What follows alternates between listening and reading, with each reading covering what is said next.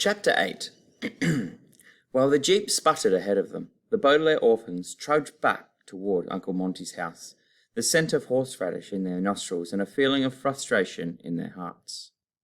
It is very unnerving to be proven wrong, particularly when you are really right, and the person who is really wrong is the one who is proving you wrong, and proving himself wrongly right. Right? I don't know how he got rid of his tattoo, Klaus said stubbornly to Mr. Poe, who was coughing into his handkerchief. But that's definitely Count Olaf. Klaus, Mr. Poe said, when he had stopped coughing, this is getting very tiresome. Going over this again and again. We have just seen Stefano's unblemished ankle. Unblemished means? We know what unblemished means, Klaus said, watching Stefano get out of Uncle Monty's jeep and walk quickly into the house.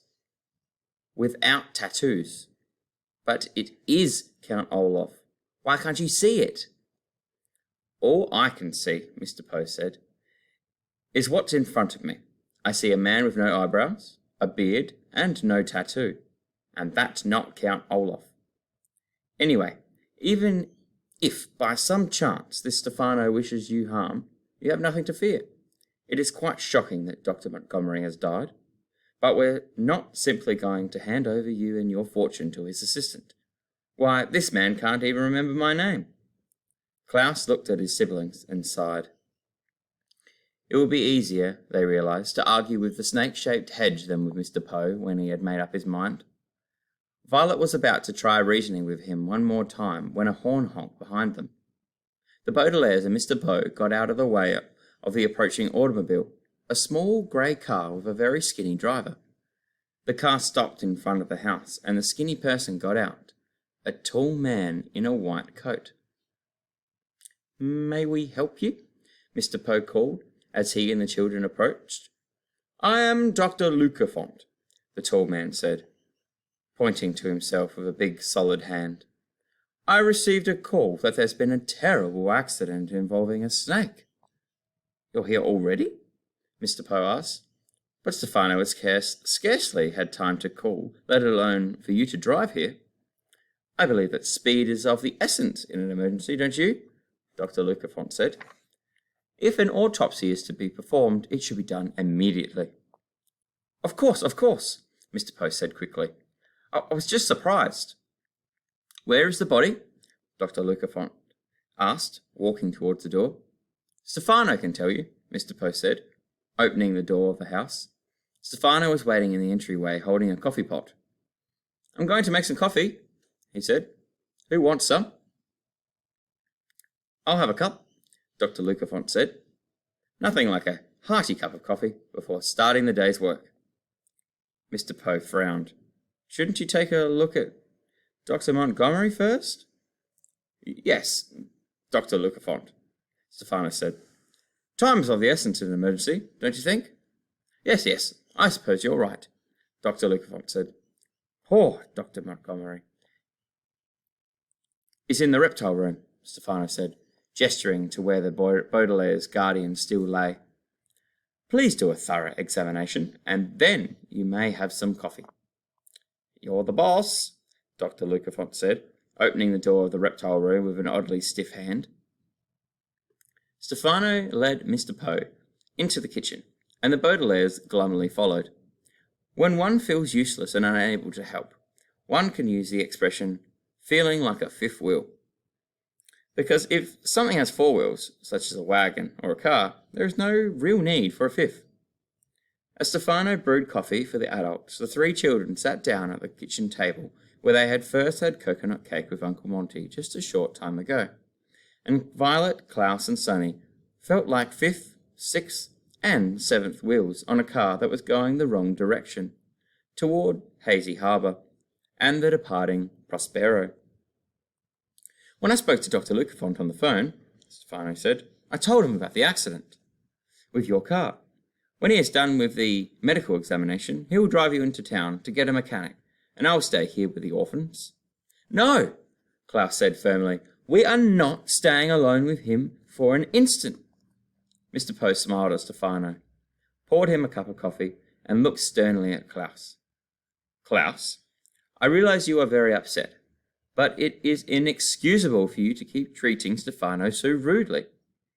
Please apologize to him at once. No! Klaus cried. That's quite all right, Mr. Yo, Stefano said smoothly. The children are upset over Dr. Montgomery's murder, so I don't expect them to be on their best behaviour. Murder? Violet said.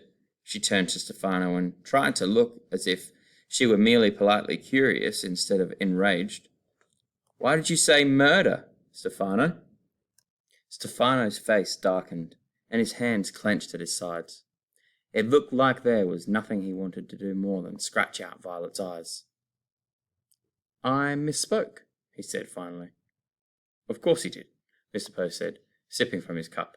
But the children can come with Dr. Lucafont and me if they feel more comfortable that way. I'm not sure they will fit, Stefano said, his eyes shining. It's a very small car. But if the orphans would rather they come with me in the Jeep, and we could follow you and Dr. Lucafont to the mechanic. 3 orphans looked at one another and thought hard. Their situation seemed like a game, although this game had desperately high stakes. The object of the game was not to end up alone with Stefano, but when they did, he would whisk them away on the Prospero. What would happen then, when they were alone in Peru, with such a greedy and despicable person? They did not want to think about. What they had to think about was stopping it from happening. It seemed incredible that their very lives hinged on a carpooling conversation. But in life it is often the tiny details that end up being the most important. Why don't we ride with Dr. Lucafont? Violet said carefully, and Mr. Poe can ride with Stefano. Whatever for? Mr. Poe asked. I've always wanted to see the inside of a doctor's automobile, Violet said, knowing that this was a fairly lame invention. Oh, yes, me too, Klaus said. Please, can't we ride with Dr. Lucafont? I'm afraid not, Dr. Lucafont said from the doorway, surprising everyone. Not all 3 of you children, anyway. I have placed Dr. Montgomery's body in my car, which only leaves room for 2 more passengers. Have you completed your examination already? Mr. Poe asked. The preliminary one, yes, Dr. Lucafont said. I'll have to take the body for some further tests, but my autopsy shows that the doctor died of snakebite. Is there any coffee left for me? Of course, Stefano answered, and poured him a cup. How can you be sure? Violet asked the doctor. What do you mean? Dr. Lucafont said quizzically. I can be sure there's coffee left because I can see it right there. What I think Violet means, Mr. Poe said, is how can you be sure that Dr. Montgomery died of a snakebite? In his veins, I found the venom of the Mumba du Mole, one of the world's poisonous snakes. Does this mean that there's a poisonous snake loose in this house? Mr. Poe asked.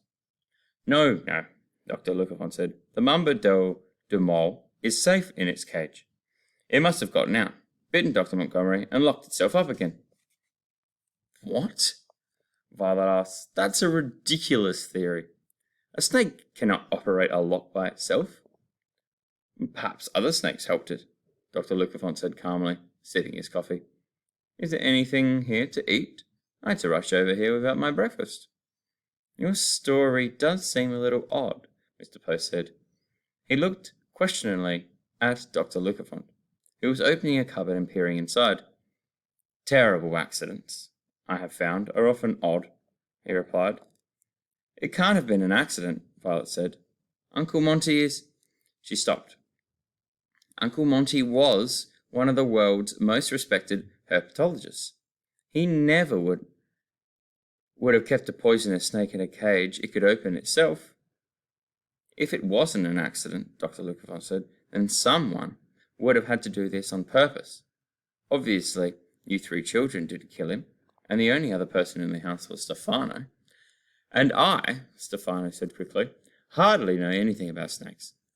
I've only been working here for 2 days, and I scarcely had time to learn anything. It certainly appears to be an accident, Mr. Poe said. I'm sorry, children. Dr. Montgomery seemed like an appropriate guardian for you. He was more than that, Violet said quietly. He was much, much more than an appropriate guardian. That's Uncle Monty's food, Klaus cried out, suddenly, his face contorted in anger. He pointed at Dr. Lucafont, who had taken a can out of the cupboard. Stop eating his food! I was only going to have a few peaches, Dr. Lucafont said. With one of his oddly solid hands, he held up a can of peaches Uncle Monty had bought only yesterday. Please, Mr. Post said gently to Dr. Lucafont. The children are very upset. I'm sure you can understand that, Violet, Klaus, Sonny. Why don't you excuse yourselves for a little while? We have much to discuss, and you are obviously too overwrought to participate. Now, Dr. Lucafont, let's try and figure this out.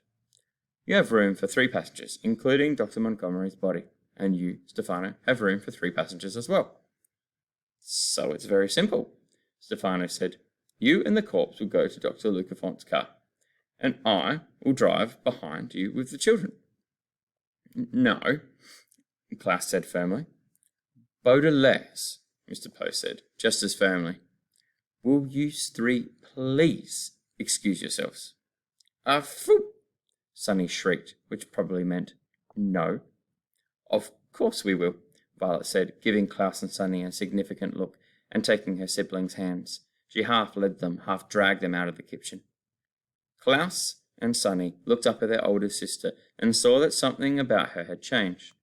Her face looked more determined than grief-stricken, and she walked quickly, as if she were late for something. You will remember, of course, that even years later, Klaus would lie awake in bed, filled with regret that he didn't call out to the driver of the taxicab who had brought Stefano into their lives once more.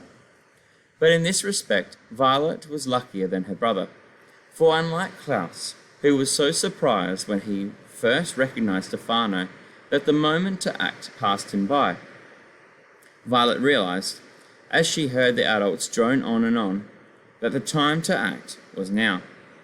I cannot say that Violet, years later, slept easily when she looked back on her life. There were too many miserable times for any of the Baudelaires to be peaceful sleepers, but she was always a bit proud of herself that she realized she and her siblings should in fact excuse themselves from the kitchen and move to a more helpful location. What are we doing? Klaus asked. Where are we going? Sonny, too, looked questioningly at her sister, but Violet merely shook her head in answer and walked faster towards the door of the reptile room.